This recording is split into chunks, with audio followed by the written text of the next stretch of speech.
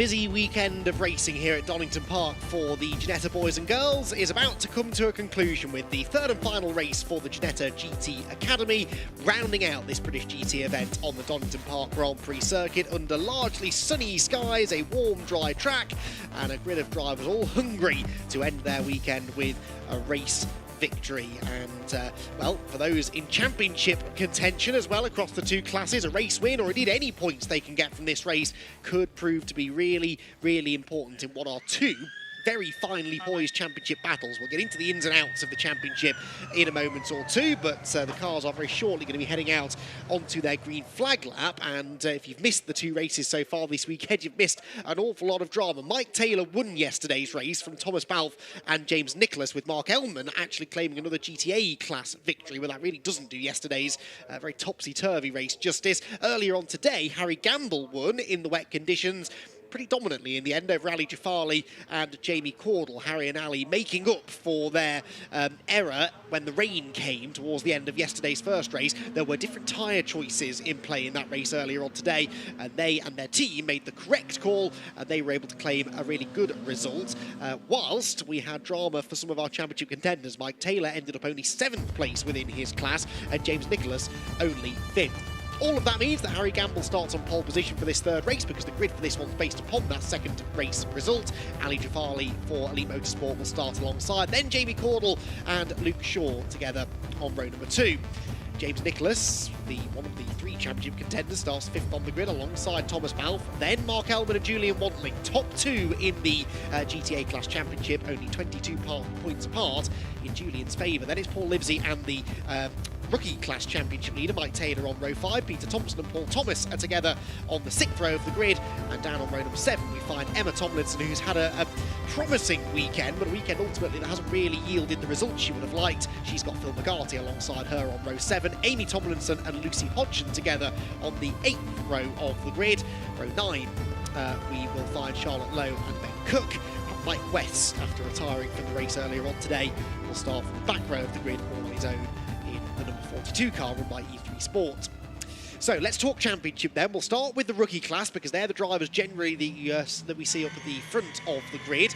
Mike Taylor, 13 points ahead of James Nicholas coming into this race, and 29 points ahead of Harry Gamble. So Harry Gamble, the winner earlier on today, as I said, nearly halving the gap. Well, actually, he more than halved the gap, or not quite. He was 48 points back going into today. He's 29 points back now. So yeah, right the first time, nearly halved the deficit that he had to Mike Taylor. 29 points cover the top 3. It's almost as many points actually separating Julian Wantling and Mark Ellman at the front of the GT Academy Class Championship. Julian Wantling on 485 points. That's 22 points more than Mark Ellman.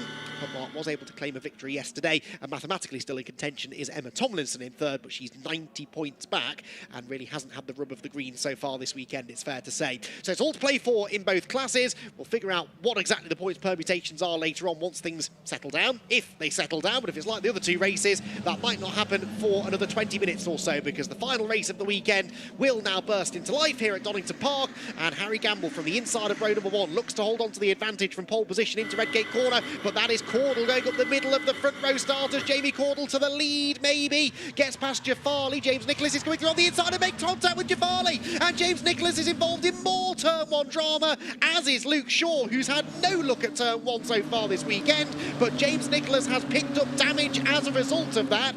Whether it's enough to take him out of the race, we'll have to wait and see. We'll almost certainly have a safety car. But James Nicholas and Redgate Corner have not been the best of friends this year. That is his 3rd lap 1, turn 1 collision this year at Donington Park in 6 races, and that one could prove pivotal for the championship, because Mike Taylor has come through all of that, having gained a handful of places. There he is, the white and gold number 33 car, just ahead of Emma Tomlinson, whilst Harry Gamble did manage to fend off Jamie Cordell for the race lead. So Gamble leads at Coppice, Cordell 2nd, and Mark Ellman's up into 3rd. So the GTA class leader, Mark Ellman, into the outright top 3. And where is Julian Wantling. Julian Wantling's all the way down in 11th. Now, that's Ali Jafali getting going. Bodywork damage and gravel everywhere, including on the track now. But the other car is going to need to be recovered by the recovery crews and the marshals, and that means that we're going to get a safety car period, unsurprisingly, but at least only the one car that he's moving. Now, there went James Nicholas's car. I want to get a good look at the left front corner of that car to see just how badly damaged it is. It's the Union Flag liveried number 24 car coming towards us now, and you know what? He might have got away with that. That looks more like cosmetic rather than structural damage. The wheel seems to generally be pointing in the right direction, I think.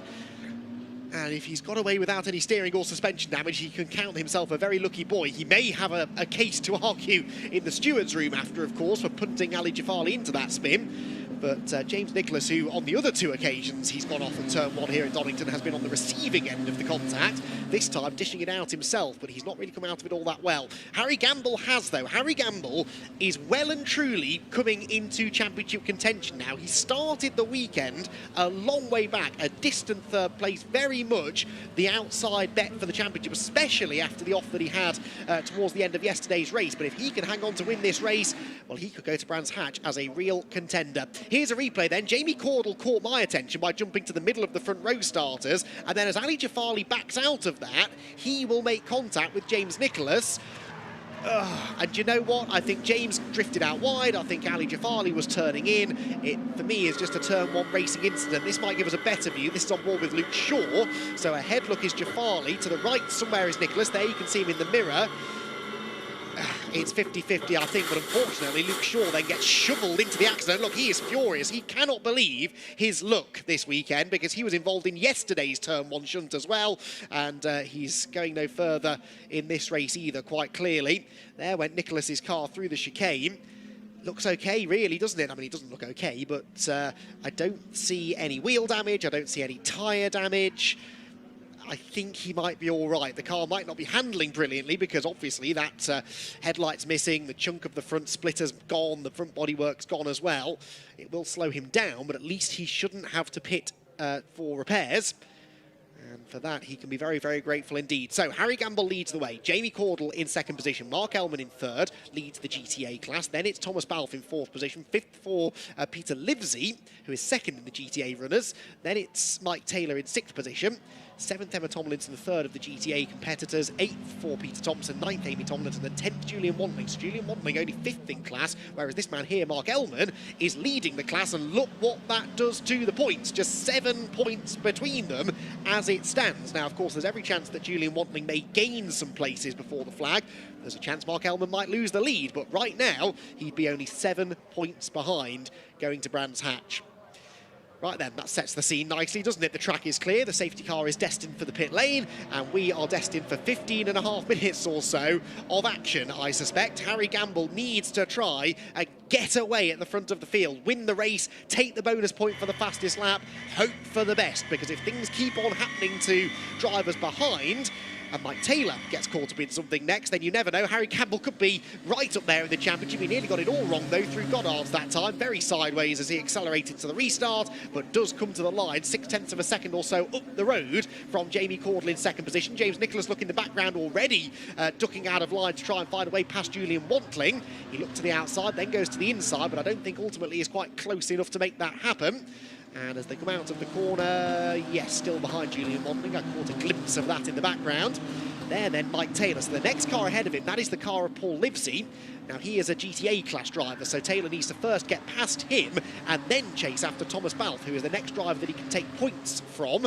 He gets a good run out of the old hairpin, pulls to the right of Livesey. That will become the inside line eventually for McLean's corner. But I think Taylor might have gone through already by that point. Yes, he has. Sweeps around the outside at Schwantz and moves up the spot. So now he's chasing after someone else in his class. He's really chasing after him. Look, hustling the car through McLean's. Not the quickest run through the right-hander, but pushing hard on perhaps slightly cool tyres as well after that lap behind the safety car. Gamble, though, so far so good. He's starting to make good his escape. Cordell can't keep up with him at the moment. Ellman and Balfe close together behind. What about James Nicholas? He's still stuck behind Julian Wantling, and he's really in a similar situation to that of Mike Taylor. He needs to clear the GTA class driver to have any chance of then going after the likes of Peter Thompson, for example, who runs in the same class as Nicholas. is a good couple of seconds further up the road. In fact, there is Thompson, look, having a go at Emma Tomlinson. Again, two drivers in different classes, trading positions. Thompson goes through on the inside line, and behind them, I think that was James Nicholas getting past Julian Watling at last, so he gains a place, but actually his prey, if you like, Peter Thompson, is one place further up the road as well, having made that nice move down the Melbourne hairpin. Across the line we go then, 0.58 of a second becomes 0.93 of a second for Gamble over Caudle. Like Taylor, as we've seen, up into 5th place though. Taylor looks quick, doesn't he? Wasn't the fastest lap that time, but he was only a few tenths slower than the race leader. He's onto the tail of Thomas Balfe, who he was 7 tenths faster than that time. And Balfe, of course, is getting boxed in a little bit behind Mark Elman, who's not holding him up exactly, but you do feel that maybe Thomas could go a bit quicker in clean air. But clean air is not something that he has at the moment. He's got Mark Elman in front of him, and Mark is perfectly entitled to defend that 3rd position. As we saw in the GT Championship race earlier on, just because you're running in different classes, the cars are exactly the same, and you are perfectly entitled to battle with drivers in the other class. So Mark Elman won't roll over here for Balfe or Taylor.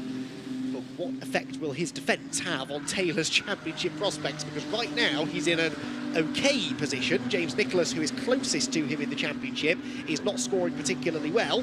Harry Gamble is scoring well, but is 29 points behind Taylor, so it's not the end of the world, this. Taylor running 4th place in class. If he could get 3rd away from Thomas Balfe, that would be 26 points that he'd be scoring, to Gamble's 36 at the moment, because he's got a bonus point for the fastest lap, so 29 points will become 19. Or sort of, because the drop score system, as I mentioned earlier in the day, is slightly different for the GT Academy Championship. They don't drop 2 races, they drop their 2 lowest rounds. So an entire 2 weekends worth of points they can drop at the end of the season. And with Nicholas having another bad result here, perhaps this could be a drop score. We'll have to wait for someone far smarter than me to do the maths. Meanwhile, what we can focus on is Mark Elman defending now from Thomas Balfe, who goes to the outside into Goddard, tries to sweep right round the outside line to get the inside for Redgate, and I think that's exactly what he'll do. He may, though, bring Mike Taylor with him, because Mike Taylor had more momentum than both of those cars in front of him, and will now go to the inside line as well. Late on the brakes into Redgate corner, Thomas Balfe goes through, so too does Mike Taylor, and Mark Elman sensibly there, I think, picked his fight, realised that wasn't really the battle that he needed to prioritise, and allows the 2 rookie drivers through. So it's now a rookie 1, 2, 3, 4. Gamble leads by 1.5 seconds now over Jamie Caudle 2nd, and it's then about 2.8 seconds or so back to Balfe in 3rd. But Mike Taylor knows that he's probably a bit quicker than Thomas Balfe at the moment. If he can find a way through, he should be able to set sail after Caudle up in front then. We're early enough in the race that he could still be a contender in this race, Mike Taylor. Through McLean's, both cars on the edge there, aren't they? Sliding through that quite steeply uphill right-hander. Then towards Coppice Corner, over the crest. The car goes light. It's easy to lose control up at this part of the track, as Harry Gamble and Ali Jafali discovered yesterday. Mike Taylor has plenty of grip underneath him, gets to the inside almost on corner exit, then jinks over to the other side of the road, because that's the inside line for the chicane. Has he got the momentum? Is he late enough on the brakes? No is the answer, and the Garage 59 car stays in front. And Thomas Balfe running a Garage 59 livery, of course the car prepared by Ginetta's Want to Race squad, which is the team that runs the majority of the rookie competitors. Not all of them these days. We've got teams like Raceway Motorsport, who run Luke Shaw. Elite Motorsport, of course, is the team that prepares the car for Harry Gamble. But an awful lot of these rookie drivers running under the Want to Race awning. And they include, by the way, Mike Taylor and James Nicholas, who are 2 of the 3 championship contenders. They both run for the same team. So, although it's a bit of a slightly different dynamic with Want to Race, really, because they are kind of the de facto rookie team for Ginetta drivers. So, you are very much all there for yourself, but the cars just happen to be prepared by the same team members. There is James Nicholas, in behind Felix Livesey, a GTA driver, but more importantly, Peter Thompson, a rookie driver. So, in other words, if Nicholas can get past car number 6, he picks up an extra point or so for his championship campaign. He's the 3rd car in line. You can't really miss him. It's a very distinctive livery. Also, it's missing a bit after that contact that he had with Ali Jafali at the first corner. Jafali, by the way, is 13th and continuing to gain ground. So Ali Jafali is still going pretty strong despite the damage to the back of his car. Peter Thompson here looks staying out of the way, is he, of James Nicholas, waving through the championship contender maybe. Certainly chose not to defend, and Nicholas was only too grateful to take that place away from him. So James Nicholas up a position. That is 7th overall, but it is 5th in class. So that is 20 points, I reckon, going his way now. Mike Taylor at the moment would only be outscoring him by 2 points. Harry Gamble outscoring them both significantly. Taylor really could do with finding a way past Thomas Balfe here. He caught him pretty quickly. He just hasn't been able to find a way by yet. Down the hill we come towards the Melbourne hairpin. It's a 3.2 second lead now for Harry Gamble over Jamie Cordle. That was 2 seconds at the line. So it's been a good lap, this one, for Gamble. Not a brilliant lap for Cordle, who I actually think might have made a mistake in the middle sector. Dropped 1.2 seconds, 1.3 seconds actually, in that second sector alone, and is falling back now into the clutches of Balfe and Taylor.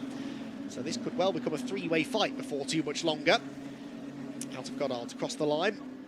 Mark Elman there keeping a watching brief in 5th, still leading his class, but is Livesey catching him? Elman does a 1:45.8, Livesey a 46.2. Now that gap continuing to go out, so Elman looking pretty secure in the class lead. Julian Wantling still not really progressing from where he was, is he? Wantling 11th at the line, 4th in class, but some way behind, really. Emma Tomlinson, who is the next driver he's chasing. At least the class position anyway. Taylor here descends the hill, rounds the right-hander at the old hairpin. Thomas Balfe there, you can see the rate at which he's been closing in on Jamie Cordle, despite the pressure.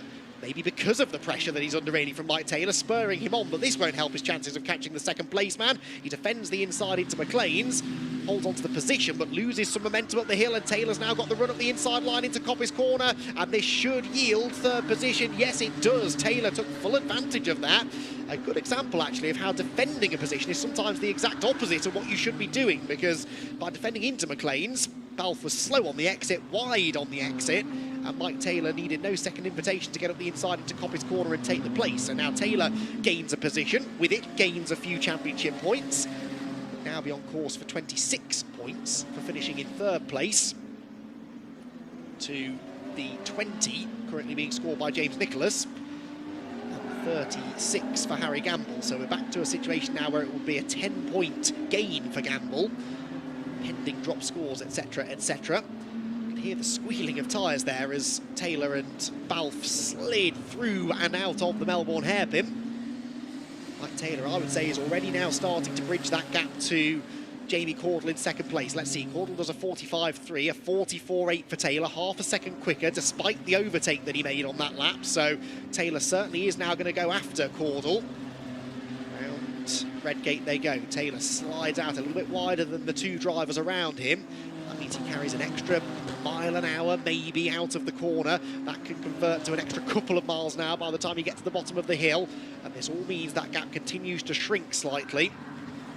Thomas Balfe, of course, will be trying to stay as close to them as possible so that if that battle does ignite, he can maybe join in as well. But he's dropped back quite noticeably through the first part of this lap because Mike Taylor has just put in a personal best. It wasn't actually a personal best in the first sector, but he's up the inside anyway, gets into the side of Jamie Cordle, not once but twice.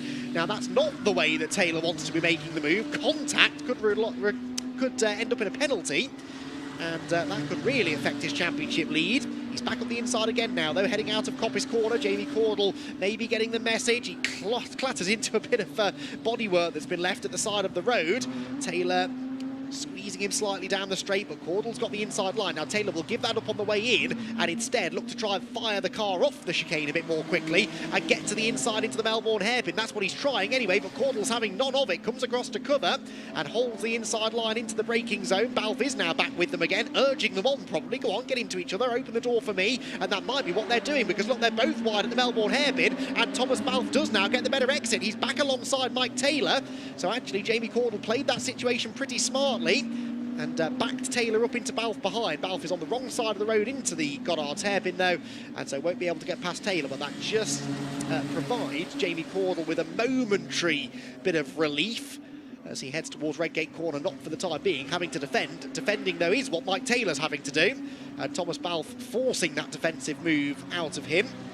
Turn through the right-hander at Redgate, come out the other side still in the same order. Incidentally, behind James Nicholas has now gone past Paul Livesey, but that wasn't a pass for position in class.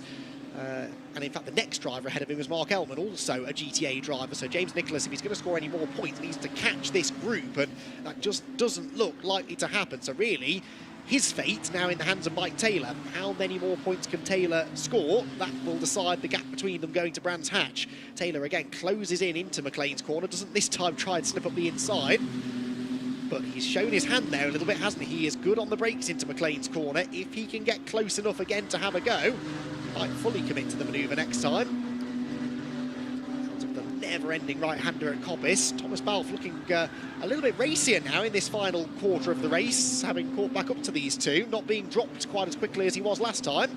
There he goes, look, the 59 car into the Fogarty S's, through the left, through the right, avoid the tyre stacks, avoid the worst of the curbs, and try to carry the speed downhill into the Melbourne hairpin. Caudle thinks about defending, then thinks better of it. So Mike Taylor has to wait for another opportunity maybe to make something happen here.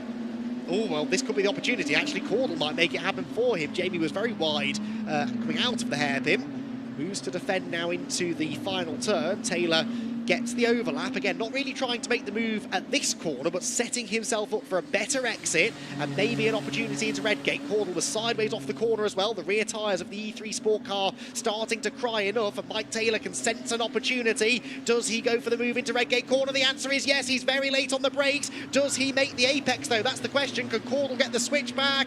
Yes, he can. So they're side by side again on the exit of the turn, and Mike Taylor will lose the place just as quickly as he gained him. That was really heads up driving that from Caudle. It wasn't really that Taylor outbraked himself, just that Caudle teed himself up for that switchback manoeuvre, but now he throws it all the way down at the old hairpin, outbrakes himself, runs out wide, and Taylor surely will sweep through this time. Yes, he does. Mike Taylor into second position, and in the end, it was a mistake too many for Jamie Caudle that opened the door for the championship leader to move through, and now Taylor just needs to get his head down and get away before Caudle has a chance to come back at him. He's not really been able to do that so far, though. Defends up into Coppice corner on this, the penultimate lap of the race, so one more to go after this one. And Mike Taylor using all of the road coming out of Coppice corner, just now has a car length or so in hand over the number 51 machine behind him. Thomas Balfe weaving around, trying to distract Jamie Caudle, who carries a lot of speed into the chicane. And if he can convert that into a good exit, then Mike Taylor might not be off the hook just yet. But no, Mike is quicker off the chicane. And actually, I think Caudle's going to have some defending to do, is he? Thomas Balfe, again, jinks to the inside, but decides he's a little bit too far back to go for it. Mark Elman almost with these two now as well. And something has happened to James Nicholas. James Nicholas lost 5 positions on that lap and dropped down to 11th place, but crucially, 3 of the drivers who overtook him were in the same class as him, so he's back down to 7th place in class now, and that's a lot of points to be losing. So James Nicholas, something has happened off camera. Don't know if we caught it anywhere, we'll try and find out, but James Nicholas has dropped down the order once again, and that means that this man, Harry Gamble, is in a really good position maybe now to challenge for second in the championship. There is the state of the front of Nicholas's car. He's been off the road again somewhere, hasn't he? A grill full of grass. He's got Ali Jafali behind him. Now remember, Ali was the driver with whom James tangled at the first corner, and Jafali has an opportunity maybe now to exact his revenge, not by doing anything dirty, but just by getting back ahead of Nicholas and, well, taking a couple of extra points away from him. Remember, Ali is run by Elite Motorsport, so too is Harry Gamble, so there's extra motivation here for Ali to get these points away from James Nicholas, whose car is undressing itself, and that is Livesey off the road. That's Livesey off the road at the old hairpin now. Now, Livesey is a GTA driver. He was actually second in the GTA class. Now, it's the last lap of the race, so we won't need a safety car. That will be covered under yellow flags, but it doesn't look like he's going to get going anytime soon, does it? So he might be a non-finisher, sadly. All of this will be a bit of a mystery to Harry Gamble as to why we're getting so excited about this race. It's been a brilliant race, but Harry has not really had a very exciting time of it himself, but that is exactly what he needed. He held on to the lead from pole position, he escaped up the road early on, and really has never looked back. And at the end of the 20 minutes, the Elite Motorsport driver now only has one more corner standing between himself and a third victory of the season. And maybe, just maybe, second in the championship. Is all kicked off behind. That was Balfe on the grass, and Taylor seemed quite slow coming out of the corner. We'll get to that in a moment. Harry Gamble, though, crosses the line, claims that third win of the year, and well and truly puts himself into the title fight. No, Mark Elman! Mark Elman gets tapped into a spin by Thomas Balfe, and I think that's going to cost Elman the class victory. Is it? Where is Peter Thompson? There is Peter Thompson and Paul Thomas and Julian Wantling. Julian Wantling will go past him as well, and at the last corner, Mark Elman's championship hopes take a huge hit.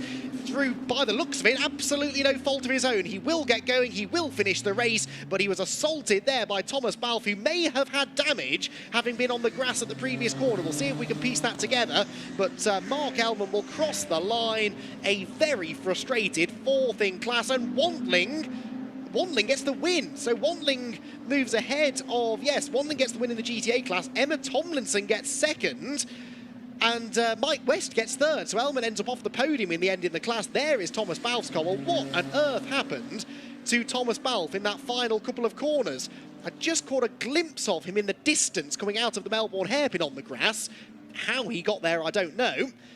And it's possible, I suppose, that he then arrived at Goddard's with damage. I hope that is what happened, because otherwise it means that he got tangled up with Mark Elman and didn't have the excuse of a damaged car. Let's have a look. Well,